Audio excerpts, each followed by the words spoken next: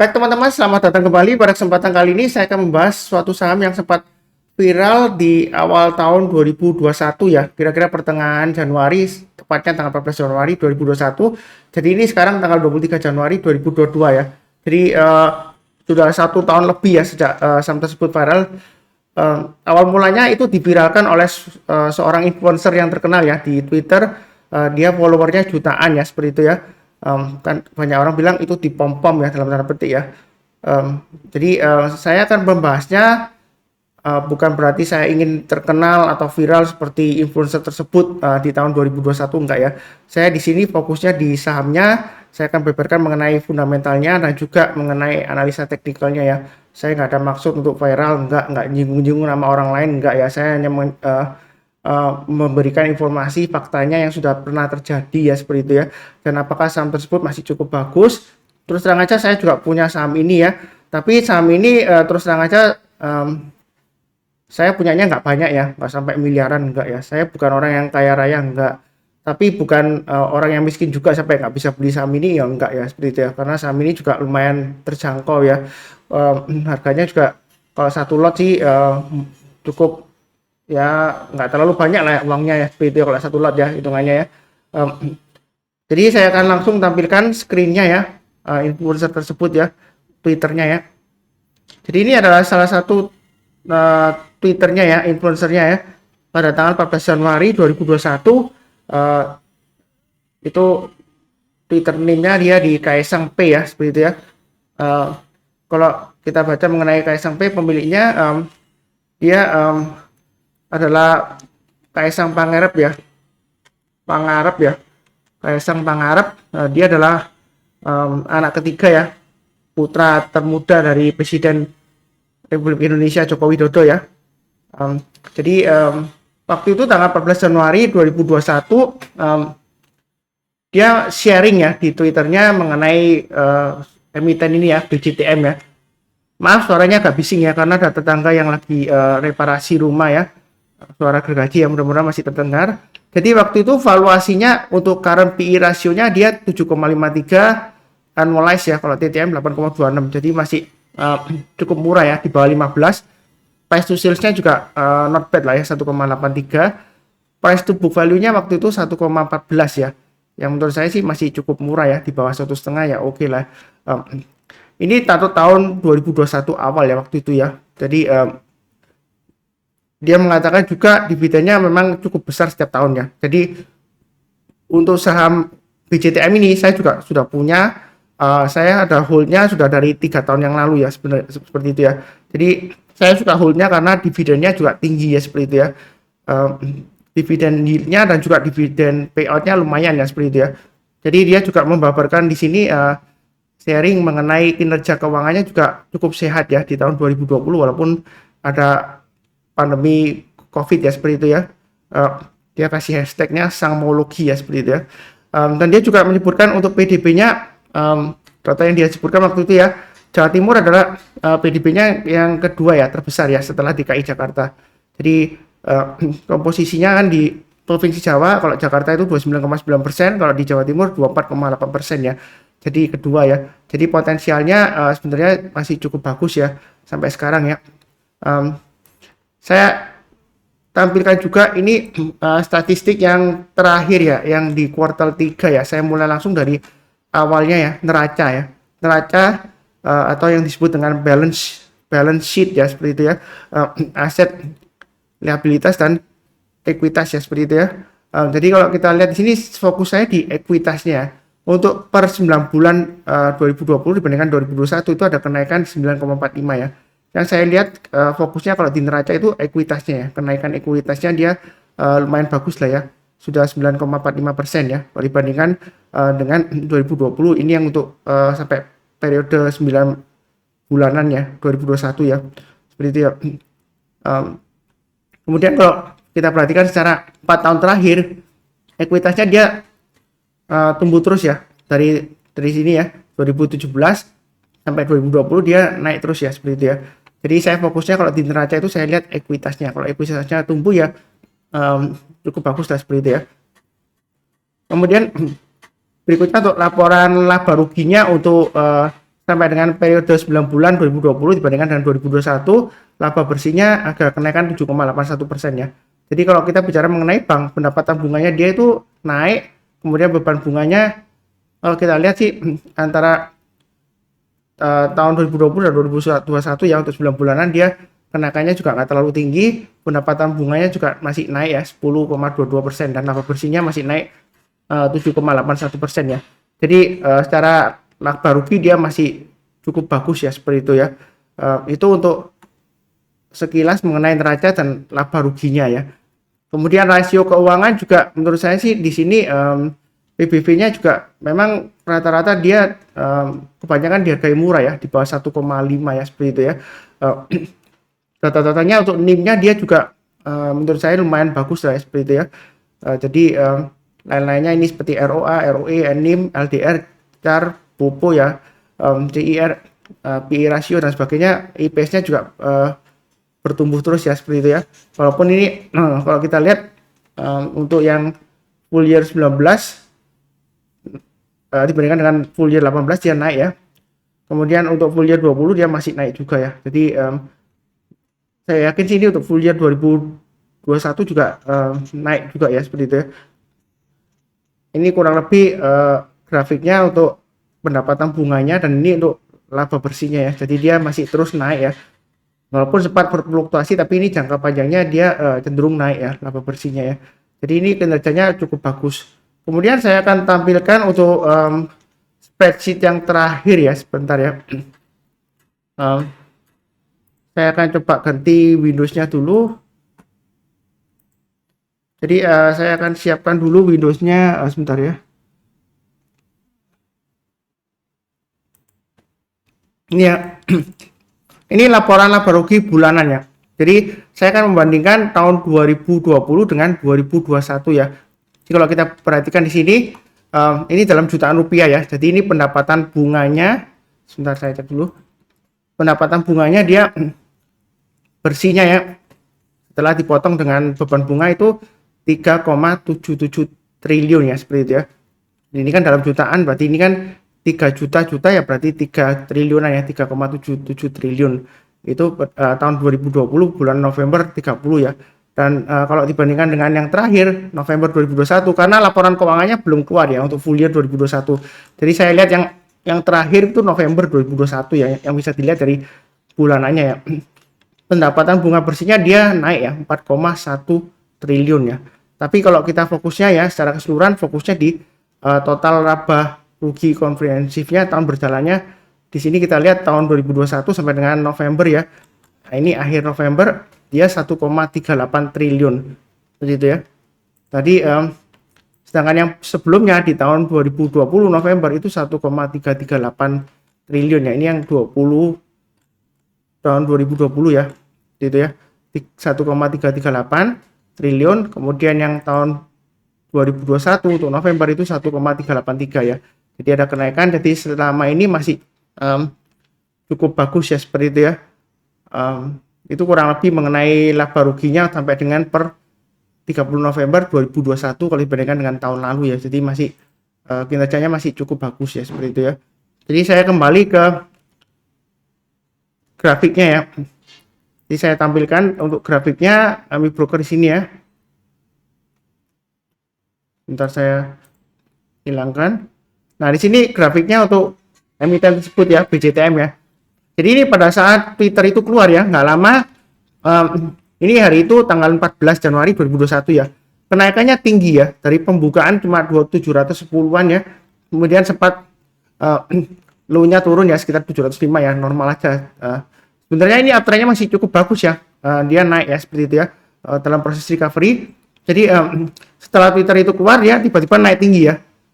Dalam waktu 2 hari ya, kemudian turun lagi drastis ya. Ya biasa. Sebenarnya sih kalau pom-pom dia naik ya, turun lagi. Itu wajar aja, karena mungkin aja ada orang yang borong, kemudian dia 2 hari dia rasa untungnya sudah lumayan banyak ya. Karena sebelumnya memang pergerakan harga BJTM ini dia lambat ya, seperti itu ya. Jadi kalau dalam 2 hari sudah dapat profit banyak ya, wajar aja kalau banyak yang buang barang atau jual barang ya, seperti itu ya. Jadi kemudian dia turun ya. Ini grafik hariannya ya. Jadi setelah Twitter keluar influencer tersebut ya, istilahnya banyak orang yang bilang pom-pom, tapi menurut saya kalau pom-pom dari influencer ya kita harus lihat pom-pomnya itu yang dia pom-pom itu apa gitu ya. Kalau yang dia pom-pom suatu saham ya, nah kita lihat sahamnya itu bagus atau tidak ya, sesuai fakta atau enggak, terus berdasarkan laporan keuangan atau tidak ya. Dan dia kan sudah kasih lihat screenshotnya berdasarkan rasionya ya, rasio keuangan dan juga beberapa data keuangan ya. Screenshotnya dia tampilkan juga di akun Twitternya gitu ya. Jadi menurut saya sih pom-pomnya seperti itu ya valid ya seperti itu ya, ya bagus juga ya seperti itu ya. Karena dia menyampaikan apa adanya seperti itu ya. Jadi dia nggak berlebihan sesuai dengan faktanya seperti itu ya. Nah di sini kalau kita lihat hourly per jamnya ya, dia itu mulai naik pada setelah sesi 1 break ya. Jadi ini ada jamnya ya, jam 11 dia masih normal-normal aja, tapi setelah sesi 1 break ya dia naik tinggi ya seperti itu ya, naik tinggi terus sampai tanggal 15 awal pembukaan juga dia masih tinggi, bertahan sampai kurang lebih sampai akhirnya ya. Kemudian besoknya lagi setelah 2 hari naik tinggi, dia nggak lama lagi cenderung turun dan makin turun terus ya seperti itu ya. Sebenarnya kalau proses seperti ini sih kalau dibilang digoreng bandar ya enggak juga ya. Kita bicaranya bukan karena digoreng bandar naik ya. Menurut saya sih lebih ke euforia aja ya seperti itu ya. Karena banyak followernya, mungkin banyak yang percaya apa yang dia katakan ya, banyak yang beli ya seperti itu ya. Tapi kenapa harganya turun ya? Mungkin aja ada yang beli itu ada yang spekulator ya seperti itu ya. Jadi dia kalau sudah profitnya cukup ya dia jualan ya seperti itu ya. Itu untuk hourly-nya waktu kejadian itu ya. Jadi per hari ini sekarang kan hari Minggu ya waktu saya bahas ya. Terakhir hari Jumat tanggal 27 Januari 2022 ya. Ini sahamnya nggak kemana-mana, dalam arti dia sideways-nya sudah lama ya sebenarnya. Pernah naik breakout, ini setelah sideways dia breakout, nggak lama lagi dia turun lagi, cenderung sideways lagi dan cenderung lesu gini ya. Ini koreksi ya, gitu ya. Yang terakhir dia cenderung mulai rebound karena yang terakhir kan minggu akhir lalu ya, akhir minggu lalu ya, itu kan emiten perbankan mulai bangkit ya seperti itu ya, dipimpin oleh BBCA ya, yang kenaikannya itu pada saat closing ya. Tapi sebenarnya memang sebelumnya dia lumayan bagus ya, sudah afternya masih lumayan bagus ya, walaupun dia sideways cenderung akan breakout dan akhirnya dia berhasil breakout untuk BCA ya, dan diikuti dengan perbankan lainnya, dan ini sepertinya BCTM juga ikutan naik ya seperti itu ya. Jadi kalau seperti ini ya, kedepannya apa masih bagus saham seperti ini ya? Pertama saya kenapa sudah punya saham ini sejak lama ya, 3 tahun yang lalu kurang lebih ya, karena dividennya tinggi ya, dividen yieldnya ya, seperti itu ya, dan dia rajin bagi dividen, dan dividen payout rasionya juga kurang lebih konsisten lah seperti itu ya. Kalau dihitung kan sekarang kan dividen sudah nggak dikenai pajak 10% ya, jadi harusnya nanti yieldnya dia ya lumayan ya seperti itu ya, apalagi bunga deposito kan sudah mulai turun-turun banget ya seperti itu ya. Dan ini menurut saya sih masih layak hold ya, dan saya yakin apa yang dikatakan oleh influencer tersebut ya, katanya sih, ntar kita kembali lagi ke tweetnya sebelumnya ya.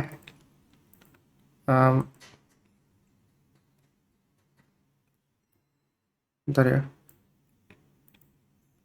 saya ganti dulu.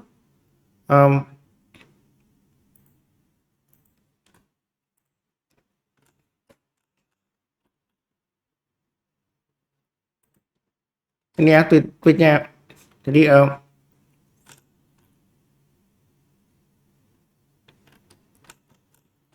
waktu itu saya menyebutkan ini ya, dengan posisi seperti ini plus dividen yang besar setiap tahun ya, perusahaan layak dihargai PI 10 kali lebih atau PBV minimal 1,5 kali, yaitu kurang lebih di harga 1000 ya waktu itu ya, sekitar 14 Januari 2021 ya seperti itu ya. Nah sampai sekarang kok harganya masih lesu Pak Suntar ya, mungkin pertanyaan seperti itu ya. Ya memang kadang-kadang ya kalau kita bicara mengenai investasi suatu saham ya seperti itu ya. Jadi kalau perusahaan bagus, labanya bagus, dan perusahaan itu masih murah ya seperti itu ya. Nah kenapa harga sahamnya nggak kemana-mana seperti itu ya. Kadang-kadang kita juga harus memahami ya ciri khasnya dari saham tersebut ya. Ya mungkin saja sahamnya susah naiknya mungkin saja karena dividen yieldnya tinggi seperti itu ya. Jadi pertumbuhannya itu ya kalau dibilang pertumbuhannya jelek ya enggak juga ya seperti itu ya. karena ada beberapa investor mungkin yang dia lebih mengharapkan capital gain-nya seperti dia daripada cuma dari income investing ya, seperti dividennya seperti itu ya. Tapi kalau saya yakin sih untuk beberapa tahun ke depan untuk BCTM ini masih cukup bagus ya. Tetapi dengan catatannya, kita juga harus memahami kadang-kadang dinamika yang terjadi di pasar saham dan di market ya, berita ya, perusahaannya. Jadi selama tidak ada bad news ya, atau berita yang jelek ya, seperti itu ya. Berita yang jelek itu seperti apa ya? Kalau ada, maaf ya, saya nggak menuduh siapapun juga, kalau ada berita misalnya terjadi pembobolan bank ya, misalnya ya, oleh suatu atau beberapa oknum gitu ya. Jadi bisa saja karena pembobolan tersebut harganya jadi turun ya, karena investor pada takut jual sahamnya dulu ya, seperti itu ya. Itu kalau ada bad news. Kalau nggak ada bad news, memang saham ini sih merupakan salah satu saham yang layak untuk di hold untuk jangka panjang ya, untuk emiten perbankan ya, seperti itu ya. Jadi kedepannya saya sih masih cenderung positif ya. Dan saya terus terang aja masih pegang BCTM. Saya pegang BCTM ada 2 ya. Kalau yang dari lama itu yang dari 3 tahun yang lalu ya, itu kan seringkali kalau naik saya tambahin ya. Kadang-kadang kalau turun waktu saya ada uang lagi saya tambahin lagi ya. Average-nya di total investasi saya yang lama itu ya, average modalnya itu harganya di 710. Kalau yang terakhir yang barusan beli saya mulai cicil dari akhir tahun lalu, itu average saya di sekitar 740 ya. Jadi tujuan saya bukan karena pom-pom saham ini supaya banyak yang beli terus saya bakalan jualan, enggak ya, seperti itu ya. Karena memang saya hanya mengenalkan aja saham ini masih cukup potensialnya, kedepannya masih cukup bagus ya, seperti itu ya. Jadi mudah-mudahan aja lancar. Saya tidak ada maksud untuk menjadi influencer supaya viral gitu ya, enggak ya. Saya fokusnya ke sahamnya aja ya. Tadi saya sudah kasih lihat fundamentalnya dan juga ini analisa teknikalnya seperti apa ya. Ini daily-nya seperti ini. Untuk weekly chart-nya memang dia masih cenderung lesu ya. Jadi setelah naik tinggi ini di Oktober ya sampai 795, kemudian cenderung sideways. Ini sideways-nya cenderung lesu ya, cenderung menurun gini ya. Masih belum naik tinggi ya, seperti itu ya. Jadi disinilah kesempatan kita ya kalau mau beli ya. Kan karena ada beberapa orang yang tanya di grup ya, kalau mau beli saham yang dividen yield-nya tinggi, belinya kapan? Ya belinya dari awal-awal sebelum rapat umum pemegang saham ya. Karena sebelum pembagian dividen biasanya perusahaan akan mengadakan rapat umum pemegang saham ya, RUPS ya, yang akan membahas mengenai persetujuan dividen ya. Nah di situ disebutkan dividennya berapa, rasionya, payout rasionya, dan juga kita bisa mengetahui kira-kira sampai cum date-nya itu dividen yield-nya berapa ya. Jadi seperti itu. Jadi belinya memang jauh-jauh hari sebelum rapat umum pemegang saham. Jadi terakhir paling lambat kalau mau beli ya di rapat umum pemegang sahamnya itu ya. Jadi keputusannya jadi atau enggaknya. Kalau misalnya ya tiba-tiba dia nggak bagi dividen ya, kalau harga sahamnya mulai turun ya lebih baik jual dulu ya, seperti itu ya. Mungkin aja karena sentimen itu harganya bisa turun dalam ya, bisa aja seperti itu ya. Tapi kalau bicara mengenai saham ini ya, kenapa saham yang BCTM ini saya suka ya, karena kalau kita lihat dari awal-awal pandemi 2020 ya, ketika sebelum pandeminya mulai masuk ke Indonesia ya, itu dia harganya kurang lebih sekitar tertingginya sekitar 685-an ya, seperti itu ya. Jadi dia kemudian turun.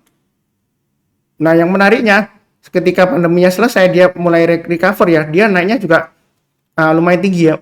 Bahkan sebelum dipom-pom oleh influencer tersebut, dia sudah kembali dari harga yang sebelum pandemi ya, dan juga sudah di atasnya ya. Ini kalau sebelumnya kan di sini sudah di atasnya ya, 720 ya. Jadi ini adalah saham yang termasuk defensif ya. Jadi salah satu ciri khas yang saham yang layak untuk dikoleksi jangka panjang ya, selain dividen yield-nya dia lumayan tinggi, dia adalah seberapa kuat dia menghadapi tekanan ya. Jadi ini tekanan sebelumnya marketnya pada panik, dia lepas semua, nggak lama lagi, nggak sampai 1 tahun dia berhasil recovery, bahkan higher high ya. Saya bicara higher high-nya bukan karena di pom-pom ini ya, enggak ya. Karena sebelumnya dia juga sudah naik tinggi daripada harga sebelum pandemi ya, sudah recovery. Apalagi di harga sekarang dia kurang lebih di atas dari harga sebelum pandemi ya, seperti itu ya. Jadi ini peluangnya masih cukup bagus. Terus terang aja saya punyanya nggak banyak ya, seperti itu ya, nggak sampai miliaran lebih, nggak ya. Karena saya bukan orang kaya, tapi cukup kaya lah untuk membeli saham yang BCTM ini ya. Satu lotnya berapa? Kan per lembarnya sekitar 745 ya. 745 itu kan satu lot kan 100 lembar ya, seperti itu. Kalau dikatakan 100 kan cuma 74.500 ya, belum dihitung fee-nya ya. Kalau sama fee-nya ya mungkin tambah sedikit lah ya, sekitar 0,15 persenan ya. Ya masih terjangkau lah seperti itu ya. Nggak sampai 100.000 kan, 74.500 ya kalau satu lot ya. Kurang lebih sih seperti itu ya. Yang barusan kenal channel Saham Profit, jangan lupa subscribe, like, join, nyalakan lonceng notifikasinya supaya nggak ketinggalan ya. Kemudian di akhir video ya, saya doakan semuanya selalu sehat, damai, dan sejahtera selalu. Terima kasih banyak. Sekian ya.